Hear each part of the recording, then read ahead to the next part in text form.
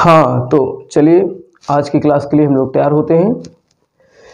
देखिए, अब तक हम लोगों ने प्राचीन इतिहास में गुप्त साम्राज्य तक का पूरा अध्ययन कर लिया था। देखिए, आपने प्राचीन इतिहास में देखा होगा कि जब बड़ी शक्तियों का पतन होता है तो उसके बाद भारत में छोटी छोटी शक्तियाँ पैर पसारने लगती हैं और इसके साथ ही कुछ विदेशी आक्रमण भी होते हैं जो कि ज़्यादातर मध्य एशिया से हुए थे। तो यहाँ पर हम लोग देखेंगे कि गुप्त के पतन के बाद जो गुप्त वंश का सबसे प्रतापी शासक जो स्कंदगुप्त था, उसके बाद उसके परवर्ती शासक इतने ज़्यादा शक्तिशाली नहीं थे। तो उसी के समय स्कंदगुप्त के बाद धीरे धीरे छोटे छोटे सामंती राज्यों का भारत में उदय होता है, खास करके उत्तरी भारत में। यहाँ पर हम भारत से मतलब उत्तरी भारत की चर्चा करेंगे, क्योंकि उत्तरी भारत हमारा जो है ये ऐतिहासिक दृष्टिकोण से बहुत महत्वपूर्ण रहा है। तो उत्तरी भारत जो कि हिमालय से लेकर विंध्य पर्वत तक का क्षेत्र उत्तरी भारत कहलाता है। तो इस उत्तरी भारत यानी आर्यावर्त वाले क्षेत्र में स्कंदगुप्त के बाद गुप्त शासक के जो परवर्ती शासक हुए वो कमज़ोर सिद्ध हुए। तो इसकी वजह से एक तो सबसे महत्वपूर्ण जो है हूण आक्रमण होता है, जो कि स्कंदगुप्त के समय में ही हुआ था, उसका हम लोग यहाँ अध्ययन करेंगे। और हूण आक्रमण के साथ साथ उत्तर भारत में 6 विभिन्न प्रकार की छोटी छोटी शक्तियाँ जो है स्वतंत्र राज्य घोषित करती हैं, जो सामंती शासक थे। देखो, सामंतों का जो उदय हुआ है वो कहाँ से शुरू होता है। हमने देखा था सातवाहन शासकों ने, जो सतकर्णी प्रथम था सातवाहन शासकों में, उसने सबसे पहले भूदान की प्रथा प्रारंभ की थी, जो कि उसके नाना घाट के अभिलेख से पता चलता है। और उसके बाद धीरे धीरे कुषाण शासकों ने इसको अपनाया, फिर बाद में आकर के गुप्त शासकों ने इसका विस्तार किया। किसका? भूदान की प्रथा का। अब गुप्त शासक जो है अपने अमात्यों को, अपने अधिकारियों को नगद देने के साथ साथ में सैलरी के रूप में ज़मीन भी दिया करते थे। तो उस ज़मीन के देने से, चूँकि ज़मीन एक ऐसी संपदा है जो धीरे धीरे बढ़ती जाएगी, उसका क्षय तो होना नहीं है। तो इस तरीके से जब किसी के पास ज़्यादा ज़मीन हो जाती थी तो वो बड़ा एक शक्तिशाली अधिकारी हो जाता था, जो अपने आप को बाद में सामंत कहलाता था। और वो सामंत जो है, जब गुप्त शासक कमज़ोर सिद्ध हुए तो उन्होंने अपनी स्वतंत्र सत्ता स्थापित की। तो यहाँ पर हम लोग 6 मुख्य जो है गुप्त के बाद में 6 मुख्य स्वतंत्र शासकों का अध्ययन करेंगे और हूण आक्रमण का भी अध्ययन करेंगे। तो ये भारत जो हमारा है गुप्तों के पतन के बाद का उत्तर भारत है, और जो कि 6वीं शताब्दी ईस्वी से लेकर के 8वीं शताब्दी ईस्वी तक का इतिहास है इसमें। ठीक है, तो यहाँ पर देखिए हम लोग पहले हूण आक्रमण को समझने का प्रयास करेंगे। देखो, हूण आक्रमण हमारा जो ये भारत है कुछ इस तरीके से हम लोग, देखिए हमने बताया कि हम जो है इतिहास को मानचित्र की सहायता से यहाँ अध्ययन कराते हैं, क्योंकि मानचित्र अगर आप नहीं समझोगे तो फिर इतिहास को समझने में दिक्कत होगी। देखिए, भारत का नक्शा है और यहाँ पर कहीं जो है मंगोलिया है। जो हूण थे वो बेसिकली कहाँ के थे? मंगोलिया से थे। हूण जो थे वो मंगोलिया से थे। ठीक है, तो ये मंगोलिया है। आप लोगों को स्पष्ट शायद दिख नहीं रहा होगा क्योंकि यहाँ पर थोड़ा सा प्रॉब्लम है। तो ये मंगोलिया है। मंगोलिया में हूण जो है लगभग 165 ईसा पूर्व के आसपास में, यहाँ पर मंगोलिया में जनसंख्या थोड़ी आबादी बढ़ रही थी धीरे धीरे, और आंतरिक उथल पुथल प्रारंभ हो गया था। तो जो यहाँ से जो हूण जाति थी, हूण एक्चुअली यहाँ की बर्बर जनजातियाँ थी और ये खानाबदोश जनजातियाँ थी। तो ये खाना अपनी ढूंढने की वजह से इनकी 2 शाखाएँ पश्चिम की तरफ चलती हैं। पश्चिम की तरफ एक तो चली जाती है यहाँ पर कहीं यूराल पर्वत है। ठीक है, जो कि यूराल पर्वत क्या है? एशिया और यूरोप को अलग करता है। एशिया और यूरोप को अलग करने वाला यूराल पर्वत है। तो इसकी एक शाखा, हूणों की एक शाखा कहाँ चली गई? यूराल पर्वत को क्रॉस करके आगे चली गई। यूराल पर्वत को क्रॉस करके जहाँ आगे इधर रोम साम्राज्य था, तो रोम साम्राज्य की सीमा में प्रवेश कर गई हूण की एक शाखा। ठीक है, 165 ईसा पूर्व के आसपास में। तो ये यूराल पर्वत की साइड में क्रॉस करके निकल गई। तो उससे हमें कोई मतलब नहीं है। रोम साम्राज्य को इसने छिन्न भिन्न किया, पूरी तरीके से रोम साम्राज्य नष्ट कर दिया हूणों ने। और जो दूसरी शाखा थी, यहाँ पर हमने बताया था एक जो कुषाण थे, यहाँ पर उनकी यूची शाखा थी। कौन सी शाखा थी? यूची, जो पश्चिमी चीन में एक शाखा थी कुषाणों की, जो यूची थी, जो यहाँ कुषाण के रूप में भारत में आते हैं। तो एक शाखा जो थी वो दक्षिण की तरफ बढ़ती है, और पश्चिमी चीन के साइड में जो यूची शाखा है, उस यूची शाखा को तहस नहस करती है। फिर यहाँ से यहाँ पर एक यूराल कह रहा हूँ, यहाँ पर एक अरल सी है। कौन सा सी है? अरल सी। ठीक है, अरल सी वाले क्षेत्र में एक एक नदी है आक्सस नदी। कौन सी नदी? आक्सस नदी। ठीक है, आमू दरिया वाला क्षेत्र। ये कौन सा क्षेत्र है? आमू दरिया वाला। तो आमू दरिया की जो नदी घाटी है, इस नदी घाटी में यूची शाखा को प्रभावित करके हूण यहाँ आकर के मध्य एशिया में रहने लगते हैं। कहाँ रहने लगते हैं? मध्य एशिया में। तो हूण बेसिकली रहने वाले कहाँ के थे? मंगोलिया के थे, लेकिन इनकी एक शाखा मध्य एशिया आकर के रहने लगती है ईसा पूर्व में ही, आमू दरिया वाले जो है नदी घाटी में। अब यहाँ ये रहने लगते हैं। तो अब यहाँ पर चूंकि इनको ये खानाबदोश जनजातियाँ हैं, यहाँ पर इनके लिए इतना ज़्यादा जो है संभावनाएं थी नहीं। तो इनको पता चलता है कि भारत एक ऐसा देश है जहाँ पर बहुत सारे संसाधन हैं और काफ़ी शक्ति संपन्न देश है। तो भारत की तरफ मूवमेंट करते हैं। और भारत में देखो, इस समय जब स्कंदगुप्त का शासन था, यहाँ पर पाटलिपुत्र में कौन बैठा था? स्कंदगुप्त बैठा था। तो स्कंदगुप्त के समय में पहला हूण आक्रमण जो होता है स्कंदगुप्त के काल में, ये होता है आपका जो है पहला हूण आक्रमण होता है। किसके समय में? स्कंदगुप्त के समय में पहला हूण आक्रमण होता है, जो कि खुशनवाज के नेतृत्व में। किसके नेतृत्व में? खुशनवाज। तो ये हूण आक्रमण गंगा की तरफ इधर बढ़ता है, गंगा घाटी में, और इसका नेतृत्व कौन करता है? खुशनवाज। ठीक है, तो हूण आक्रमण का जो पहला नेतृत्व करता है कौन है? खुशनवाज है। खुशनवाज स्कंदगुप्त के दौरान भारत में प्रवेश करता है गंगा की नदी घाटी में, और यहाँ से स्कंदगुप्त इसे परास्त करके वापस भेज देता है। तो ये फिर वापस खुशनवाज कहाँ चला जाता है? अपने जो है आमू दरिया वाले क्षेत्र में मध्य एशिया चला जाता है यहाँ से। ठीक है, तो ये पहला आक्रमण प्रश्न आएगा कि भारत में हूणों का पहला आक्रमण किसके समय हुआ था? तो गुप्त शासक स्कंदगुप्त के समय में हुआ था। और स्कंदगुप्त ने हूणों को परास्त करके शक्रादित्य की उपाधि धारण की थी। ठीक, तो इस तरीके से हूण वापस चला जाता है शहनवाज, जो कि यहाँ से हार करके पुनः। लेकिन फिर से एक शक्तिशाली शासक इसका उभरता है हूणों का, जो कि कहलाता है तोरमान। कौन जो है? इसके बाद एक तोरमान आता है। तोरमान जो हूणों का दूसरा नेतृत्व करता होता है। अब यहाँ पर सत्ता परिवर्तन हो जाता है, स्कंदगुप्त हट जाता है। स्कंदगुप्त के बाद जो है यहाँ पर तमाम छोटी छोटी जो है परवर्ती शक्तियाँ यहाँ पर उभर आती हैं भारत के क्षेत्र में, और हूण आता है जो तोरमान के नेतृत्व में। तो ये बेसिकली क्या करता है कि इस वाले क्षेत्र में, पंजाब वाले क्षेत्र में, ये अपना क्षेत्र राजधानी स्थापित कर लेता है। पंजाब वाले क्षेत्र में आकर के तोरमान जो है चिनाब नदी के आसपास, जो चंद्रभागा वाला चिनाब वाला क्षेत्र है, वहाँ पर एक स्थान है पवैया। चिनाब वाले क्षेत्र में, यहाँ पर चिनाब के पास पवैया में इसने अपनी राजधानी स्थापित कर ली। कहाँ पर? पवैया में। तो पवैया में राजधानी स्थापित करने वाला कौन था? तोरमान। तो तोरमान ने अपनी राजधानी स्थापित कर दी पंजाब वाले क्षेत्र में। अब यहाँ से इसको आसान हो गया भारत को जीतने में। तो ये कहा जाता है कि तोरमान ने भारत का लगभग इतना पूरा उत्तर भारत का ये हिस्सा पूरा लगभग अपने प्रत्यक्ष और अप्रत्यक्ष जो है संकेंद्रण में कर लिया था, अपनी शक्ति में इसको कर लिया था। किसने? तोरमान ने। ठीक, तो ये दूसरा आक्रमण होता है तोरमान का। अब तोरमान के बाद में जो तीसरा आक्रमण होता है वो होता है मिहिरकुल के दौरान। किसके दौरान? मिहिरकुल। एक इसका शासक जो हो था मिहिरकुल था। मिहिरकुल महत्वपूर्ण है, यहाँ से प्रश्न पूछा जाता है कि मिहिरकुल कौन था? तो हूणों का राजा था। पाटलिपुत्र में गुप्त शासक था नरसिंहगुप्त। तो पाटलिपुत्र में नरसिंहगुप्त नामक एक शासक था। इसके समय में हूणों का आक्रमण होता है, और ये बालादित्य के नाम से जाना जाता है। किस नाम से? बालादित्य के उपनाम से जाना जाता है।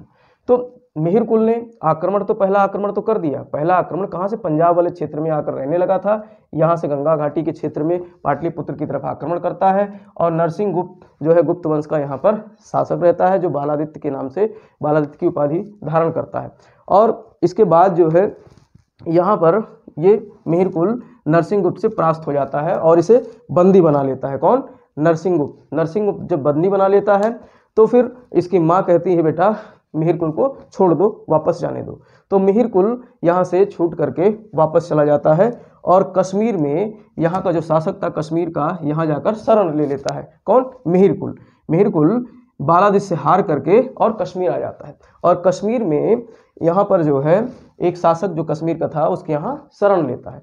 और फिर देखो, चूंकि हूण एक ऐसी बर्बर जाति थी और इस पर किसी को भरोसा नहीं करना चाहिए था, लेकिन कश्मीर के शासक ने इसको शरण दिया भरोसा करके, और इसने क्या किया, कश्मीर के राजा को ही मार करके कश्मीर पे कब्जा कर लिया। तो इस तरीके से इसने पूरे कश्मीर पे इस तरीके से कब्जा कर लिया मिहिरकुल ने। और यहाँ पर जो गंधार वाला पूरा क्षेत्र था, गंधार वाले क्षेत्र पर इसने अपनी सत्ता स्थापित कर दी, गंधार वाले क्षेत्र पर सत्ता स्थापित कर दी। और यहाँ पर जो साकल थी, सियालकोट जो साकल थी, पहले किसकी राजधानी थी, साकल कुषाणों की, तो साकल पे इसने साकल को अपनी क्या बनाई, राजधानी स्थापित की। साकल को मिहिरकुल ने अपनी राजधानी स्थापित की। यहाँ पर जो कश्मीर वाले पंजाब वाले क्षेत्र में है, गांधार वाले क्षेत्र में है, जो आप पाकिस्तान में चला गया है, जो कि सियालकोट के नाम से जाना जाता है। तो देखो यहाँ प्रश्न आएगा कि मिहिरकुल ने किस गुप्त शासक के समय भारत में आक्रमण किया था, तो नरसिंह गुप्त या बालादित्य के समय में वापस आक्रमण किया था, लेकिन वो बालादित्य से हरा दिया जाता है और हार करके वापस चला जाता है पंजाब वाले क्षेत्र में, जहां पर कश्मीर शासक का शरण लेता है और कश्मीर शासक को ही मार करके और उसने साकल में अपनी राजधानी स्थापित की। किसने, मिहिरकुल ने। अब देखो इसके बाद अब यहाँ पर स्थायित्व हो जाता है, इसको पश्चिमी वाले भारत में रहने का ठिकाना मिल जाता है, क्योंकि इस पूरे क्षेत्र में कब्जा कर लेता है। यहीं पर पश्चिमी मालवा वाले क्षेत्र में, ये मालवा का पश्चिमी क्षेत्र है, पश्चिमी मालवा वाले क्षेत्र में एक शासक उभरता है यशोधर्मन नाम का। कौन सा, यशोधर्मन। तो यशोधर्मन नाम का एक शासक जो उभरता है पश्चिमी मालवा वाले क्षेत्र में, यहाँ पर ये कोशिश करता है कि पुनः एक आक्रमण करके हम भारत में और मालवा के क्षेत्र को जीत लें। तो मिहिरकुल यशोधर्मन के समय भारत में पुनः आक्रमण करता है, कहाँ पर, मालवा वाले क्षेत्र में, पश्चिमी मालवा वाले क्षेत्र में। लेकिन यशोधर्मन एक यशस्वी राजा था और इसने इसको मार भगाया, तो इससे भी ये हार जाता है मिहिरकुल, और जा करके यहीं अपने क्षेत्र में शासन करने लगता है। और इसके परवर्ती शासक जो है धीरे काफ़ी लंबे समय तक यहाँ शासन करते रहते हैं। तो देखिए अब ये यहाँ पर जो मिहिरकुल था, इससे कई प्रश्न आते हैं। मिहिरकुल पहली बात तो जब भारत आया यहाँ पर तो शैव धर्म से प्रभावित हुआ, तो शैव धर्म को अपना लिया किसने, मिहिरकुल ने। तो मिहिरकुल शैव धर्मावलंबी था और उस समय भारत वाले क्षेत्र में बौद्ध धर्म का भी प्रचलन था। तो ये ऐसा कहा जाता है कि बौद्ध धर्म के लगभग 1600 बुद्ध स्तूपों को इसने नष्ट किया और इसके रास्ते में जितने भी बौद्ध विहार और जितने भी बौद्ध अवशेष आए सबको ये नष्ट करता चला गया। तो मिहिरकुल से प्रश्न आते हैं। तो देखो यहाँ पर प्रश्न हूणों से क्या आएगा, हमारे साथ रिवाइज कीजिए। हूणों का पहला आक्रमण कब हुआ, स्कंदगुप्त के समय में हुआ। कब हुआ, गुप्त शासक स्कंदगुप्त के समय में हुआ। और किसने किया था, खुशनवाज ने किया था। किसने किया था, खुशनवाज ने किया था। उसके बाद दूसरा आक्रमण हूणों का किसने किया, तोरमान ने किया। दूसरा आक्रमण किसने किया, तोरमान ने। और तोरमान ने पंजाब वाले क्षेत्र में आकर के यहाँ कब्जा करने लगा। देखो जो खुशनवाज था ये तो वापस मध्य एशिया चला जाता है, इसको यहाँ पर राज्य नहीं स्थापित करता है। लेकिन तोरमान भारत में दोबारा जब तोरमान का दूसरा जो हूणों का आक्रमण होता है तो तोरमान भारत में आकर के पंजाब वाले क्षेत्र में इसने अपने जो है क्षेत्र स्थापित किया। और उसके बाद में मिहिरकुल आता है। मिहिरकुल जो है गुप्त शासक नरसिंह गुप्त के समय में, जो कि बालादित्य के नाम से जाना जाता है, उसके समय आक्रमण करता है और उससे भी हार जाता है। उसके बाद दूसरा आक्रमण पश्चिम मालवा नरेश जो है यशोधर्मन के समय करता है और इससे भी ये हार जाता है और वापस चला जाता है पंजाब वाले क्षेत्र में। और ये जो है गांधार और साकल वाले क्षेत्र को अपनी राजधानी बनाता है। अब देखो यहाँ पर कुछ हूणों से संबंधित कुछ और बातें हैं। जैसे ये वाली जो हूण जो मध्य एशिया में रहने आई थी, मध्य एशिया वाले हूण को श्वेत हूण कहा गया है। क्या कहा गया है, श्वेत हूण। तो प्रश्न यहाँ पर आएगा कि जो भारत में हूणों की जो शाखा आई थी वो किससे संबंधित थी, श्वेत हूण, सफ़ेद हूण थे। ये कौन से थे, सफ़ेद हूण थे। ठीक है। अब ये हूण जो है इतने गंदे मैले कुचैले रहते थे। आपने एक मूवी देखी होगी प्रभास वाली, जो दक्षिण भारत के प्रभास की एक मूवी आई थी जिसका नाम था बाहुबली। तो बाहुबली में आपने देखा हुआ कुछ मलिनों का जो है आक्रमण होता है उसके राज्य में, तो बिल्कुल उसी तरीके से मलेच्छ थे, ये मैले थे। तो इसीलिए इसको क्या कहा गया है, मलेच्छ भी कहा गया है। किसको, हूणों को मलेच्छ कहा गया है, हूणों को मलेच्छ भी कहा गया है। तो प्रश्न आएगा मलेच्छ जाति कौन थी जो भारत में आक्रमण की थी, तो हूण थे। अब जब पंजाब वाले क्षेत्र में इन हूणों ने यहाँ पर रहना शुरू कर दिया, राज्य स्थापित कर दिया, तो इस गांधार और पंजाब वाले क्षेत्र को क्या कहा गया, मलेच्छ राज्य कहा गया। क्या कहा गया, मलेच्छ राज्य। गांधार और पंजाब वाले क्षेत्र को क्या कहा गया, मलेच्छ राज्य कहा गया या मलेच्छ क्षेत्र कहा गया। तो इस तरीके से ये हूणों से संबंधित कुछ बातें थी। अब देखो हम लोग यहाँ पर जो है, ये तो हूणों की बात हो गई। अब देखेंगे उत्तरी भारत में गुप्तों के बाद जो 6 मुख्य सामंती शासक थे वो कौन कौन से थे और कहाँ कहाँ पर उनका जो है वर्चस्व दिखाई देता है। तो देखो हम लोग यहाँ पर भारत के नक्शे के माध्यम से समझने का प्रयास करेंगे। ये है हमारा प्यारा सा भारत, ठीक है, ये है हमारा प्यारा सा भारत, ठीक है। अब इस भारत में देखो यहाँ पर तो ये मगध वाला क्षेत्र था, ये क्या था, मगध वाला क्षेत्र था। अब मगध जो परवर्ती शासक थे वो पाटलिपुत्र तक ही सेंट्रलाइज्ड रह गए थे, पाटलिपुत्र तक ही वो शासन कर रहे थे। और ये वाला क्षेत्र जो था यहाँ पर जो है ये काठियावाड़ या सौराष्ट्र वाला क्षेत्र था, काठियावाड़ या सौराष्ट्र वाला क्षेत्र जो कि गुजरात में है। यहाँ पर एक जो वल्लभी है, यहाँ पर एक कौन सा है, काठियावाड़ वाले क्षेत्र में वल्लभी, ठीक है। तो इस वल्लभी वाले क्षेत्र में मैत्रक वंश की स्थापना होती है। किसकी स्थापना होती है, मैत्रक वंश की। तो यहाँ पर आप ध्यान रखना, एक मैत्रक वंश स्थापित होता है कहाँ पर, वल्लभी में, ठीक, काठियावाड़ वाले क्षेत्र में। और यहाँ पर जो पश्चिमी जो है मालवा था, देखो ये एक सेकंड, यहाँ से पहले ये तो क्या है हमारा, ये विंध्य पर्वत है, ये क्या है, विंध्य पर्वत है, ठीक है, ये है विंध्य पर्वत। और विंध्य पर्वत के उत्तर वाला आर्यावर्त या उत्तरी भारत कहलाता है। तो यहाँ पर जो पश्चिमी मालवा वाला क्षेत्र है, ये है पश्चिमी मालवा वाला क्षेत्र। यहाँ पर पश्चिमी मालवा में यशोधर्मन का शासन होता है। किसका, यशोधर्मन का। तो याद रखना, एक शक्ति उभरती है यशोधर्मन, पश्चिमी मालवा में यशोधर्मन। और ये है पूर्वी मालवा, ये कौन सा है, पूर्वी मालवा और मगध वाला क्षेत्र, ये पूर्वी मालवा है, ठीक, और ये मगध वाला क्षेत्र है। यहाँ पर जो है कौन सी शाखा स्थापित होती है, तो यहाँ पर उत्तर गुप्त वंश, कौन सी, उत्तर गुप्त वंश।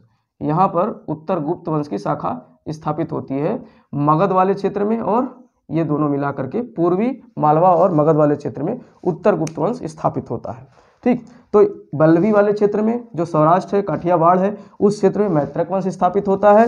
और पश्चिमी मालवा में यशोधर्मन का शासन स्थापित होता है, कहाँ पर, पश्चिमी मालवा में, ठीक। और पूर्वी मालवा और मगध वाले क्षेत्र में उत्तर गुप्त वंश स्थापित होता है। और यहाँ पर जो बंगाल वाला क्षेत्र है, यहाँ पर गौड़ वंश का शासन स्थापित होता है। बंगाल वाले क्षेत्र में किसका, गौड़ वंश का। शशांक यहाँ का प्रमुख राजा था, कौन, शशांक। तो गौड़ वंश का शासन यहाँ स्थापित होता है शशांक के नेतृत्व में, जो है यहाँ शशांक इसका प्रमुख राजा था। और इसके अलावा 2 महत्वपूर्ण शक्तियाँ थी, एक तो यहाँ पर कन्नौज में स्थापित होता है एक शासक, कौन सा, कन्नौज में, ठीक, कान्यकुब्ज भी कहा गया है, कन्नौज को क्या कहा गया है, कान्यकुब्ज। कन्नौज में मौखरी वंश स्थापित होता है, कौन सा वंश, मौखरी वंश, कन्नौज में मौखरी वंश। और यहाँ पर हरियाणा वाले क्षेत्र में यहाँ पर थानेश्वर एक स्थान है, थानेश्वर, हरियाणा वाले अंबाला डिस्ट्रिक्ट में जो है थानेश्वर एक स्थान है। तो थानेश्वर में यहाँ पर वर्धन वंश की स्थापना होती है। थानेश्वर में किसकी स्थापना होती है, वर्धन वंश की। किसकी, वर्धन वंश की। वर्धन वंश कहाँ स्थापित होता है, थानेश्वर में। तो इस तरीके से ये लगभग 6 शक्तियाँ हो गई, 1 2 3 4 5 और 6। ये पूर्वी मालवा और मगध एक ही थे उत्तर गुप्त वंश के। अब देखो इनको हम लोग बारी बारी से यहाँ पर इनका अध्ययन करेंगे। एक तो इधर जो पश्चिम वाला क्षेत्र है, यहाँ पर तो हूण बैठे हुए थे, यहाँ पर कौन बैठे थे, हूण अभी भी थे यहाँ पर, ठीक है, मेहरकुल के बाद भी हूण रहे हैं। तो इस तरीके से एक विदेशी शक्ति थी, एक पश्चिमोत्तर सीमा पर एक विदेशी राज्य था हूण।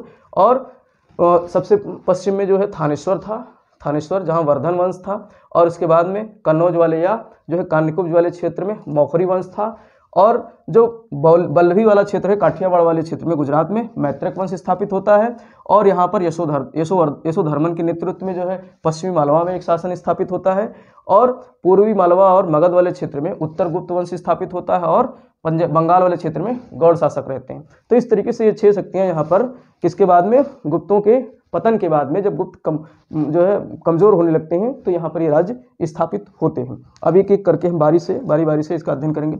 जैसे वल्लभी वाले क्षेत्र में है, मैत्रक वंश की स्थापना करता है भट्टार्क। कौन करता है, भट्टार्क। तो भट्टार्क नामक एक सामंत रहता है, गुप्तों का सामंत रहता है। तो ये सामंत बेसिकली कैसे बना, ये यहाँ का एक जो है मंत्री था गुप्तों का। और धीरे धीरे इसके पास जो है ज़मीन ज़्यादा हो गई, और इसने अपने आप को सामंत घोषित कर लिया, और सामंत घोषित करके, और चूंकि वल्लभी का रहने वाला था तो वल्लभी में आकर के इसने एक नई सत्ता स्थापित की मैत्रक के नाम से। ठीक है, तो ये मैत्रक वंश का भट्टारक ने जो है स्थापना की, कहाँ पर? वल्लभी में। अब यहाँ पर वल्लभी जो है बहुत महत्वपूर्ण सेंटर बनता है। वल्लभी, अब चूंकि ये लोग मैत्रक वंश के जो भट्टारक वगैरह थे ये बौद्ध अनुयायी थे, बौद्ध धर्म के अनुयायी थे, तो यहाँ पर वल्लभी में बौद्ध विहार बनाया जाता है। वल्लभी में जो है बौद्ध शिक्षा का केंद्र बहुत बड़ा बनता है, बौद्ध शिक्षा का केंद्र बनता है कौन? वल्लभी। तो यहाँ पर विश्वविद्यालय स्थापित होता है। वल्लभी भी उस समय प्राचीन विश्वविद्यालयों में से एक था। पहले तो हमने देखा तक्षशिला, दूसरा हमने देखा जो है आपका नालंदा बिहार वाला, और तीसरा शिक्षा का केंद्र कौन बनता है? अब वल्लभी बनता है। तो इस तरीके से 3 शिक्षा के केंद्र स्थापित होते प्राचीन समय में बारी बारी से। तो वल्लभी बौद्ध शिक्षा का एक बहुत बड़ा सेंटर बनता है, किसके समय में? मैत्रक वंश के शासकों के समय में। ठीक, और मैत्रक वंश के जो महत्वपूर्ण राजा हुए, ध्रुवसेन प्रथम, ध्रुवसेन द्वितीय, ये कुछ इसके महत्वपूर्ण शासक हुए हैं। तो यहाँ से इतनी बातें आपको जान लेना जरूरी है। इसके बाद में जब अरब आक्रमणकारी पश्चिम से आते हैं तो फिर गुजरात वाले क्षेत्र में आक्रमण करते हैं, और जो वल्लभी विश्वविद्यालय था, वल्लभी विश्वविद्यालय को पूरी तरीके से नष्ट भ्रष्ट कर देते हैं, खत्म कर देते हैं, और इसके अलावा मैत्रक वंश को भी साफ कर देते हैं 8वीं शताब्दी ईस्वी में, जब यहाँ पर अरब आक्रमणकारी आते हैं। तो ये खत्म हो गया, ये हमने यहाँ इसका सत्यानाश कर दिया अरब आक्रमण करा करके। ठीक है, तो यहाँ पर हमने देखा वल्लभी के बारे में। तो प्रश्न आएगा, वल्लभी विश्वविद्यालय की स्थापना किसने की? तो मैत्रक वंश के शासकों ने। और भट्टारक इसका कौन था? जो है इस मैत्रक वंश को स्थापित करने वाला शासक था। इसकी स्थापना किसने की थी? भट्टारक ने की थी। और ध्रुवसेन प्रथम, ध्रुवसेन द्वितीय इसके प्रमुख शासक हुए थे। तो यहाँ ये बात खत्म हो जाती है। अब इसके बाद में हम लोग यशोधर्मन की तरफ चलेंगे। पश्चिम मालवा वाले क्षेत्र में जो यशोधर्मन था, हमने बताया कि हूण आक्रमणकारी जो है मिहिरकुल यशोधर्मन के क्षेत्र में आक्रमण करता है। देखो ये लगभग 520 ईस्वी के आसपास यशोधर्मन की शक्ति उभर करके आती है, एकदम बिल्कुल अचानक शक्तिशाली बनता है, उभरता है। इसका बैकग्राउंड कुछ नहीं पता है, तो यशोधर्मन ऐसे उभरता है और लगभग 15-16 वर्षों तक पश्चिमी मालवा वाले क्षेत्र में शासन करता है, और मिहिरकुल को भी ये परास्त कर देता है और वापस चला जाता है। तो बस इसका इतिहास इतना ही है यहाँ पर। और इसके बारे में जो जानकारी के स्रोत हैं वो मंदसौर अभिलेख से पता चलता है। कौन से अभिलेख से? मंदसौर अभिलेख से। तो आपको पता रखना होगा मंदसौर अभिलेख किससे संबंधित है? यशोधर्मन से संबंधित है। मंदसौर अभिलेख किससे संबंधित है? यशोधर्मन से संबंधित है, जो पश्चिम मालवा का राजा था, और इसने मिहिरकुल को युद्ध में परास्त किया था। तो ये भी बात पूरी हो गई। अब हम लोग आते हैं उत्तर गुप्त वंश की तरफ, जो कि पूर्वी मालवा और मगध वाले क्षेत्र में थे। पूर्वी मालवा और मगध वाले क्षेत्र में थे। तो देखिए यहाँ पर एक सामंत होता है गुप्तों का, कृष्णगुप्त, जो कि मगध वाले क्षेत्र में रह रहा होता है। कौन? कृष्णगुप्त। अब ये भी गुप्त लगा रहा है, गुप्तों का सामंत है। तो कृष्णगुप्त ने जो है उत्तर गुप्त वंश की स्थापना की, नींव डाली। कहाँ पर? मगध वाले क्षेत्र में ही। अब चूंकि मगध में देखो जो राजा जो थे परवर्ती शासक स्कंदगुप्त के बाद में, वो लगभग पाटलिपुत्र तक ही सीमित रह गए थे। तो उसके बाद जो है कृष्णगुप्त ने वहीं पर एक स्वतंत्र सत्ता स्थापित कर दी। स्वतंत्र तो अभी नहीं था, सामंत के रूप में इसने एक शक्ति स्थापित की कृष्णगुप्त ने। कहाँ पर? मगध वाले क्षेत्र में। फिर इसने जो है धीरे धीरे मालवा, पूर्वी मालवा को अपने क्षेत्र में मिला लिया, तो मालवा तक हो गया। उसके बाद में यशोधर्मन की शक्ति खत्म हो जाती तो पश्चिमी मालवा तक भी ये विस्तार कर लेते हैं। तो इस तरीके से यहाँ तक ये पूरा इसका विस्तार हो जाता है उत्तर गुप्त वंश के शासकों का धीरे धीरे। अब उत्तर गुप्त वंश में कृष्णगुप्त के अलावा एक देवगुप्त जो है एक महान शासक होता है। कौन? देवगुप्त। महान तो नहीं था, बड़ा चतुर, बड़ा चालाक शासक था, कुटिल शासक था। तो देवगुप्त, इसका नाम आप याद रखना, ये महत्वपूर्ण है, क्योंकि देवगुप्त ने जो है क्या किया था, इसी के बगल में बंगाल वाला शासक था, गौड़ वंशीय शासक था। कहाँ पर? बंगाल में बैठा हुआ था शशांक। इससे मित्रता करता है, किसको हराने के लिए?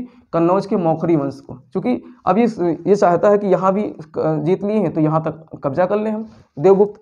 तो कन्नौज पर भी आक्रमण करता है, लेकिन कन्नौज पर जो है शक्तिशाली शासक हुआ करते हैं। तो इस समय जब लास्ट में ग्रह ब्रह्मा आ जाता है तो उस दौरान क्या करता है कि गौड़ के शशांक शासक से, जो गौड़ का शासक होता है शशांक से इसने मित्र संधि कर लेता है, मित्रता की एक संधि कर लेता है, और दोनों मिल करके कन्नौज पर आक्रमण करते हैं। और कन्नौज में जो शासक था उस समय ग्रह वर्मा था, अवंती वर्मा का पुत्र कौन था? ग्रह वर्मा। अवंती वर्मा का पुत्र ग्रह वर्मा कन्नौज में राजा हुआ करता है। ठीक है, तो देवगुप्त ने, नाम याद रखना, देवगुप्त देवगुप्त उत्तरगुप्त वंश का शासक था, मालवा और मगध का। ठीक है, तो इसने जो है शशांक के साथ मिलकर के और कन्नौज के मौखरी वंश के शासक ग्रहवर्मा की हत्या कर दी, यहाँ पर कन्नौज में ही, और कन्नौज में कब्जा कर लिया। और जो इसकी पत्नी थी ग्रहवर्मा की, राजश्री, ग्रहवर्मा की पत्नी थी राजश्री, जो कि थानेश्वर की थी, थानेश्वर की बेटी थी, और इसने ये विधवा कर दिया। अभी शादी, नई नई शादी हुई थी, कम उम्र की बच्ची थी वो बेचारी, जो है 12 साल की उम्र में शादी हुई थी, ज़्यादा 13-14 साल की उम्र की रही होगी, और विधवा हो जाती है। तो ग्रहवर्मा यहाँ पर ये मारा जाता है, किसके नेतृत्व में? देवगुप्त के नेतृत्व में, शशांक के साथ समझौता करके। तो ये इसका बात यहाँ खत्म हो गई। अभी फिर ये बात आएगी जब हम लोग कन्नौज मौखरी वंश पढ़ेंगे, तो फिर से इसको डिटेल में समझेंगे। और अब आते हैं हम लोग गौड़ शासक की तरफ। तो ये शशांक जो था, ये बंगाल वाले क्षेत्र में इसने गौड़ वंश पे शासन किया। ये महत्वपूर्ण शासक था शशांक। महत्वपूर्ण इसलिए था, ये शैव धर्म को मानने वाला था। किस धर्म का था? शैव धर्म का। और इसने क्या किया था कि ये शैव धर्म के साथ साथ में ये जो है बहुत बड़ा बुद्ध धर्म का विरोधी था। शैव धर्म का उपासक था और बौद्ध धर्म का विरोधी था। और बौद्ध धर्म का जो विरोधी था, तो जो बोध गया में बोधि वृक्ष है, बोध गया में जो बोधि वृक्ष है, उस बोधि वृक्ष को इसने जड़ से कटवा दिया, नष्ट करवा दिया, कटवा करके और वहीं गंगा में प्रवाहित करवा दिया। इतना खतरनाक था शशांक। तो बोधि वृक्ष को कटवाने वाला कौन सा गौड़ शासक था? शशांक। और इसको कटवा करके गंगा में प्रवाहित करवा दिया। और इसके अलावा इसने जो भी बौद्ध विहार थे, बौद्ध स्तूप थे, वो सब नष्ट करवाया। इतना ज़्यादा बेकार राजा था गौड़ वंश का शशांक शासक। और ये तो पता ही, इसने मित्र संधि की थी देवगुप्त के साथ में, मित्र संधि करके और जो है मौखरी वंश के शासक ग्रहवर्मा की हत्या में भागीदार बना था। कौन? शशांक। तो हमने गौड़ को भी निपटा दिया यहाँ पर। तो गौड़ किस लिए जाना जाता है? खास करके बोधि वृक्ष को नष्ट करने वाला शासक शशांक के रूप में जाना जाता है। अब दो महत्वपूर्ण शासन सत्ता है, जो एक कन्नौज में मौखरी वंश और दूसरा थानेश्वर में जो है वर्धन वंश। तो देखिए, थानेश्वर में जो वर्धन वंश है, इसकी स्थापना कौन करता है? पुष्यभूति करता है। जो वर्धन वंश है, इसकी स्थापना कौन करता है? पुष्यभूति करता है। कौन करता है? पुष्यभूति। इसीलिए पुष्यभूति वंश भी कहते हैं। थानेश्वर में पुष्यभूति वंश की स्थापना होती है। इससे पहले हम लोग थोड़ा कन्नौज के बारे में देख लें। देखिए, कन्नौज है, इसको कान्यकुब्ज भी कहा जाता है। क्या कहा जाता है? कान्यकुब्ज। तो कन्नौज को कान्यकुब्ज के नाम से भी जाना जाता है। तो आप इस ध्यान रखना, कन्नौज को कान्यकुब्ज ही कहते हैं। और यहाँ पर मौखरी वंश की स्थापना होती है एक हरिवर्मा नामक। तो हरिवर्मा जो है गुप्तों का सामंत था, और इसने कन्नौज में मौखरी वंश की स्थापना की, हरिवर्मा ने। तो हरिवर्मा किसका संस्थापक था? कन्नौज में मौखरी वंश का संस्थापक कौन था? हरिवर्मा था। हरिवर्मा ने मौखरी वंश की स्थापना की। और इसके बाद में तो हरिवर्मा के बाद कई महत्वपूर्ण शासक आए, जैसे आदित्य वर्मा, ईशान वर्मा, सर्व वर्मा, अवंती वर्मा, ग्रहवर्मा। ठीक है, तो इसमें ये तो कई शासक थे, लेकिन जो महत्वपूर्ण है, हम 2-3 नाम याद रखेंगे, हरिवर्मा का और ग्रहवर्मा का। और ग्रहवर्मा का पापा कौन था, यानी पिताजी कौन थे? तो वो थे आपके अवंती वर्मा। ठीक है, तो अवंती वर्मा जो है, ये चूंकि परेशान होता है कौन, किनसे? ये लोग परेशान कर रहे होते हैं, जो मगध और मालवा वाले शासक थे, उत्तरगुप्त वंशीय शासक। तो इसलिए अवंती वर्मा चालाकी से क्या करता है, अपने बेटे ग्रहवर्मा की शादी जो वर्धन वंश की राजश्री से कर देता है। वर्धन वंश, यशोवर्धन की बेटी राजश्री से ग्रहवर्मा की शादी अवंती वर्मा किससे कर देता है? वर्धन वंश की राजश्री से, जो यशोवर्धन की बेटी थी। तो ये शादी करके और दोनों में मैत्री हो जाती है। लेकिन यहाँ पर धोखे से जो है ग्रहवर्मा की हत्या कर दी जाती है गौड़ शासक शशांक और देवगुप्त की जो है संरक्षण में। देवगुप्त की सहायता से, देवगुप्त ने शशांक की सहायता से ग्रहवर्मा की हत्या कर दी और राजश्री यहाँ विधवा हो जाती है। अब इसके बाद में हम लोग थानेश्वर पहुँचते हैं। थानेश्वर में वर्धन वंश, इसकी स्थापना कौन करता है? पुष्यभूति करता है। कौन करता है? पुष्यभूति जो कि गुप्तों का एक सामंत था। पुष्यभूति ने थानेश्वर में, जो कि हरियाणा है, हरियाणा राज्य में है, अंबाला वाले क्षेत्र में, तो थानेश्वर या स्थानेश्वर भी कहते हैं, यहाँ पर पुष्यभूति वंश की नींव डालता है। कौन? पुष्यभूति। और इसे बाद में वर्धन वंश भी कहा गया। तो पुष्यभूति वंश और वर्धन वंश एक ही हैं जो थानेश्वर में यहाँ सत्ता स्थापित करते हैं। और इसके जो महत्वपूर्ण शासक हुए पुष्यवर्धन के साथ साथ में, तो यहाँ जो महत्वपूर्ण शासक हुआ वो हो प्रभाकर वर्धन। कौन हुआ? प्रभाकर वर्धन। प्रभाकर वर्धन, इसके बारे में थोड़ा सा इतिहास समझ लो। प्रभाकर वर्धन इसका एक जो है सबसे पहला स्वतंत्र शासक सिद्ध हुआ। इसके पहले तो सामंत थे, किसके? गुप्तों के सामंत थे सभी राजा, लेकिन प्रभाकर वर्धन ने स्वतंत्र रूप से अपनी सत्ता स्थापित की और इसने परम भट्टारक जैसे उपाधियों और महाराजाधिराज और परम भट्टारक की उपाधि धारण की। किसने? प्रभाकर वर्धन ने। प्रभाकर वर्धन ने सबसे पहले पुष्यभूति वंश में, वर्धन वंश में जो एक स्वतंत्र सत्ता की स्थापना की। भाई पुष्यभूति ने तो सामंत बन करके जो है थानेश्वर को अपनी राजधानी बनाया, लेकिन प्रभाकर वर्धन ने अब सामंत नहीं, वो राजा बन गया था, एक स्वतंत्र राजा बन गया था, महाराजाधिराज की उपाधि धारण की और इसके अलावा परम भट्टारक की उपाधि धारण की और यहाँ पर सत्ता में बैठता है। इसके समय की 2-3 घटनाएं महत्वपूर्ण हैं। जैसे इसके तो 2 पुत्र थे और एक पुत्री थी। एक राज्यवर्धन था और सबसे बड़ा बेटा राज्यवर्धन और उससे छोटा बेटा हर्षवर्धन था। हर्षवर्धन की कहानी हम लोग आगे देखेंगे। और इसकी एक बेटी थी राजश्री। तो ये तो बात इसकी हो गई। लेकिन यहाँ पर अभी हूण बैठे हुए थे जो गांधार वाले क्षेत्र में है। तो यहाँ पर हूणों को परास्त करने के लिए, इसके समय हूण आक्रमण होता है, तो हूणों को परास्त करने के लिए प्रभाकर वर्धन ने अपने बड़े बेटे राज्यवर्धन को यहाँ भेजता है शासन करने, वो उसको हराने के लिए हूणों को। तो हूणों को परास्त कौन करता है? राज्यवर्धन करता है। प्रभाकर वर्धन के समय में राजकुमार था जब, तो इसको हूणों को परास्त करता है। और दूसरी कहानी क्या बनती है? प्रभाकर वर्धन अपनी बेटी राजश्री की शादी कर देता है। किससे? ग्रहवर्मा से, जो कि अवंती वर्मा का बेटा था। तो अवंती वर्मा जब राजा था तो उस समय ग्रहवर्मा के साथ अपनी पुत्री राजश्री की शादी कर देता है। और राजश्री मात्र 12 वर्ष की थी उस समय जब शादी होती है। तो राजश्री कितने साल की थी? 12 वर्ष में। इतनी अल्पायु में अवंती वर्मा के पुत्र ग्रहवर्मा से राजश्री का विवाह हो जाता है। अब हमने बताया कि देवगुप्त ने शशांक की सहायता से ग्रहवर्मा की हत्या कर दी और उसके बाद में जब उसको पता चलता है राज्यवर्धन अभी तो यहाँ पे हूणों को परास्त कर रहा था और इसी दौरान इसी बीच शादी तो हो गई थी उसके पहले ही।